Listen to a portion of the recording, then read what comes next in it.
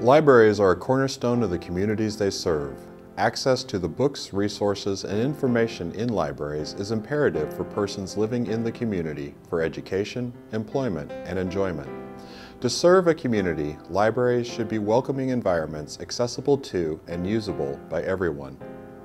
People with disabilities often find libraries difficult to use. People with mobility impairments run into physical barriers such as workstations that can't be used with a wheelchair or shelves too high to reach. Some patrons have vision impairments and have trouble using some library materials and services.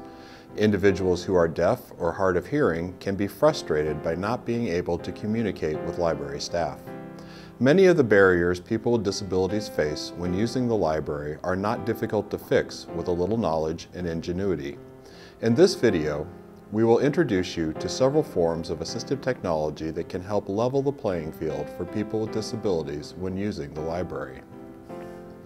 Assistive technology is an umbrella term used to describe the thousands of devices that can enhance the functioning of someone with a disability. Put differently, assistive technology is a tool that helps a person with a disability achieve opportunity. Devices that you can use to open your library to more persons living in the community, regardless of a disability or functional limitation. Assistive technology such as screen readers, magnification software, voice recognition software, and adaptive keyboards and mice can bridge the gap in technology and allow an individual with a disability to independently surf the web and access a computer for research or to pursue educational, employment, government, or other services. For a person coming into your library who can't see a computer screen because he or she is blind, screen reading software can make a computer accessible. JAWS is one popular example of a screen reader, and there are others as well. JAWS, WindowEyes, and other screen readers are powerful accessibility solutions that read information on a computer screen using synthesized speech. The patron uses keyboard commands in any programs to create and edit documents and read web pages. There is a keyboard command for every action and movement that would typically be navigated using a computer mouse. And with a refreshable Braille display, a user can also use JAWS to read Braille in addition to or instead of using speech. For individuals with macular degeneration or other conditions that cause vision loss, a screen magnification software can make a library computer usable. One example is ZoomText, which can magnify up to 36 times. Everything on a computer screen can be magnified and enhanced, making the computer easier to see and use.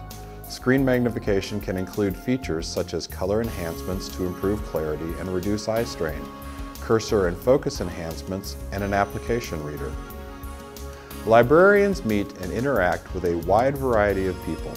While providing information to patrons, most librarians will encounter individuals who are deaf or hard of hearing. Assistive devices such as the UBI Duo can bridge the communication gap. The device was developed to facilitate face-to-face communication between an individual who is deaf or nonverbal and an individual who can hear. It is a two-way, real-time text communication device with built-in dedicated wireless and can be used anywhere. It comes as a pair and separates to give each individual a keyboard to type messages back and forth. The screen is split and messages appear on the screen when typed. Unlike traditional instant messaging, the messages typed appear on both units instantly with no delay. Use of text for communication should be prompted by library staff, as individuals who are deaf or hard of hearing may not see the device or recognize it at first glance.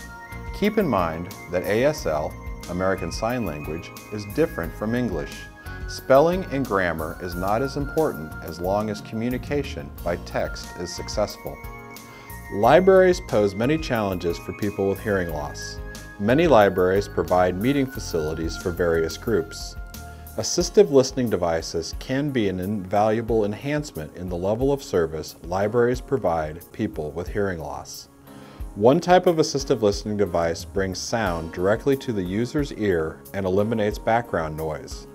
Anyone with some amount of residual hearing can benefit from an assistive listening device.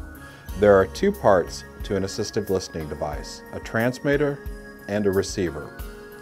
The transmitter contains a microphone that is placed or pointed in the direction of the desired sound, thus making it louder compared to other sounds in the environment. The person with the hearing loss will have the receiver, which they can use with a headset or with their hearing aids if they are equipped to be compatible. There are also assistive listening systems, which can amplify sound for an individual and at the same time amplify sound for an entire group. A library may want to consider setting up an accessible workstation that can help meet the needs of patrons with a variety of disabilities. Examples include a height-adjustable table that allows someone in a wheelchair to easily raise or lower the workspace to the right height, an oversized monitor along with screen enlarging software to help a person needing larger print, an alternative keyboard with larger keys for easier typing, a trackball mouse or a joystick mouse for someone with less dexterity in their hands than is needed for a traditional mouse, a scanner with optical character recognition that can scan pages of a book or magazine to be read aloud by screen reading software. All are options that can be used by patrons with different limitations in their functional abilities. Determining what assistive technology to obtain doesn't have to be a daunting task. Start with a handful of devices that address the needs of a variety of disabilities. For instance, a library may want to start with a desktop and a handheld magnification device to help patrons with low vision read books, periodicals, or other print materials. Budget issues may be a concern. Decide what assistive technology would be affordable now and what you can add later. Consider a survey for community residents with disabilities to see what devices they use and would like to see in the library. Visit with local or regional resources such as a Center for Independent Living, or contact statewide organizations like Missouri Assistive Technology. Also, consider talking with staff at other libraries that are providing some type of assistive technology to serve community residents with disabilities. Customer service is a key component of library service.